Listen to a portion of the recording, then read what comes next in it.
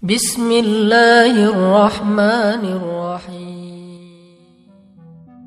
Mana yang lebih diutamakan, puasa Syawal atau puasa qada, bayar utang puasa? Ibu-ibu yang kemarin punya utang 7 hari, nanti selesai Ramadan masuk bulan Syawal, qada dulu 7 hari, setelah qada 7 hari baru puasa 6. 7 tambah 6 13 hari puasa, habis dong kue hari raya. Yang paling afdal 7 tambah 6. Tapi kalau nggak bisa, ibu puasa qada saja 6 hari di bulan Syawal. Siapa yang puasa qada 6 hari di bulan Syawal, otomatis dapat pahala sunat Syawal. Niatnya satu, saya niat puasa qada besok hari lillahi ta'ala. Kebetulan hari Senin di bulan Syawal, maka dapat 3. Qadanya lunas 1 hari, dapat pahala puasa Syawal, dapat pahala puasa Senin. Siapa yang ngomong demikian? Syekh Atiyah Saqar. Nama kitabnya Fatawa Al-Azhar. Dia ngutip pendapat siapa? Imam Abu Zakaria Al-Ansari dari kalangan mazhab Syafi'i. Ustaz kok ngomongnya ibu? Karena ibu yang kemarin tinggal 7 hari, ternyata bapak tinggalnya 14 hari. Sama, artinya bapak-bapak juga nanti puasa 6 hari di bulan Syawal, niat qada, otomatis dapat pahala puasa sunat 6 hari di bulan Syawal. 6 hari, 30 hari aja bisa, masa 6 hari nggak bisa? 30 hari bisa, karena semuanya puasa. Puasa 6 berat. Saya pas puasa 6, turun dari atas, datang pegawai, Ustadz ya silakan ambil nasi kotak. Saya puasa. Besok khutbah di masjid, selesai khutbah, Ustadz ayo ke rumah makan. Saya puasa. Begitu selesai puasa, nggak ada yang ngajak makan.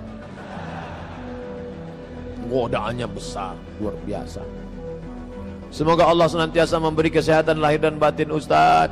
Bagaimana baca surat Yasin pada malam Jumat? Man qara'a Yasin fi lailatin, siapa yang baca surat Yasin pada suatu malam, asbaha maghfuran lah, waktu subuhnya dosanya sudah diampuni Allah. Siapa yang baca surat Yasin pada suatu malam, pada waktu subuhnya dosanya sudah diampuni Allah.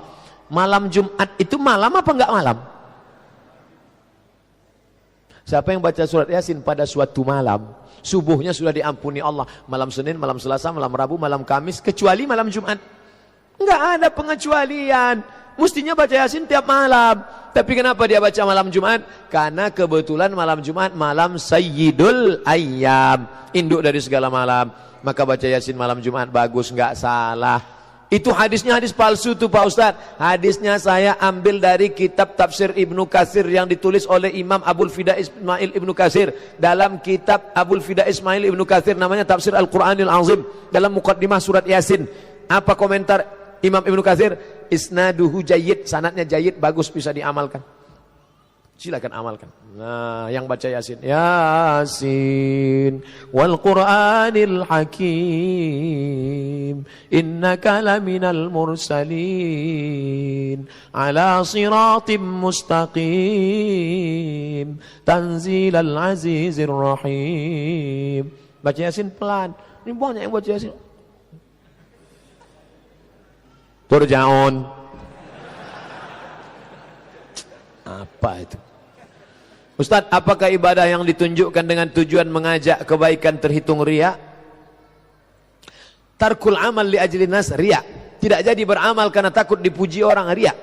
Duit sudah siap 100 ribu, sudah siap, mau masuk ke kotak, kotak lewat di depan. Tidak jadi memasukkan uang ke kotak karena takut riya, karena takut dipuji orang. Tarkul amal li ajli nas riya. Tidak jadi beramal karena takut dipuji orang, riya. Wal amal li ajlihim syirik, beramal supaya dipuji orang syirik. Sengaja nunjukkan 100.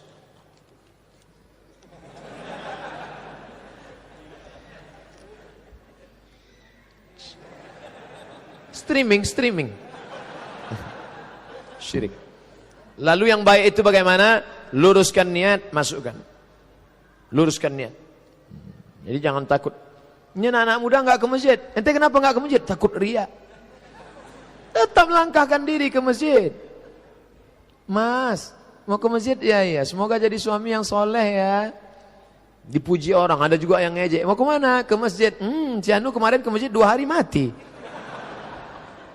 Apa jawabnya? Anjing menggonggong, kafilah berlalu. Lo bilang gua anjing ya?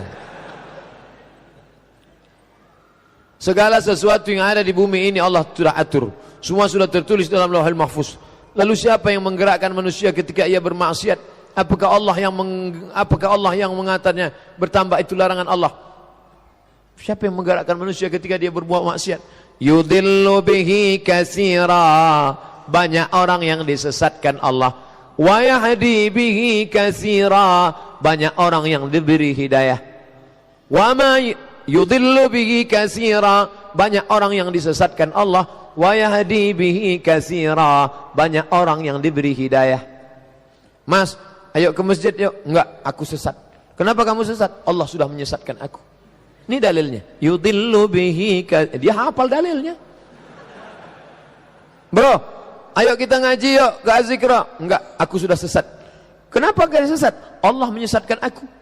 Ini dalilnya. Yudillu bihi katsira. Banyak yang disesatkan Allah. Kamu tahu siapa yang disesatkan Allah? Siapa? Ini dia. Ini bahayanya kalau tukang khitan baca ayat. Ini ayatnya dipotong. Baca ujungnya. Yudillu bihi katsira. Banyak yang disesatkan Allah. Wa yahdi bihi katsira. Banyak yang diberi hidayah oleh Allah. Ujung ayatnya. Wa ma yudillu bihi illal fasiqin. Yang disesatkan Allah itu orang yang fasik. Orang yang fasik itu siapa? Orang yang sudah tahu perbuatan itu enggak benar, salah, dalalah, tapi tetap juga dia lakukan, maka Allah sesatkan dia sekalian.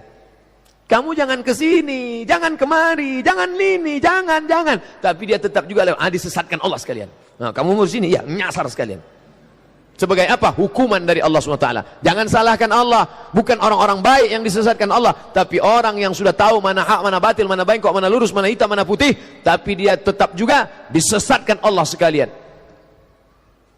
Azaghallahu qulubahum. Allah memalingkan hati mereka. Allah memalingkan hati mereka.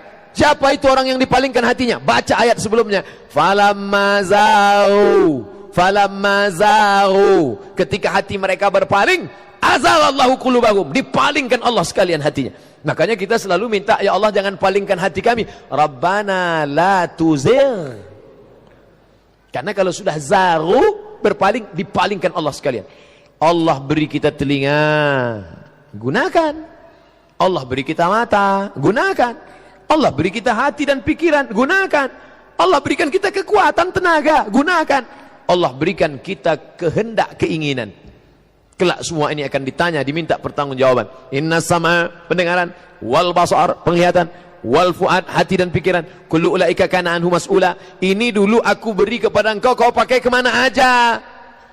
Semua akan ditanya, dituntut di hadapan Allah Subhanahu wa taala.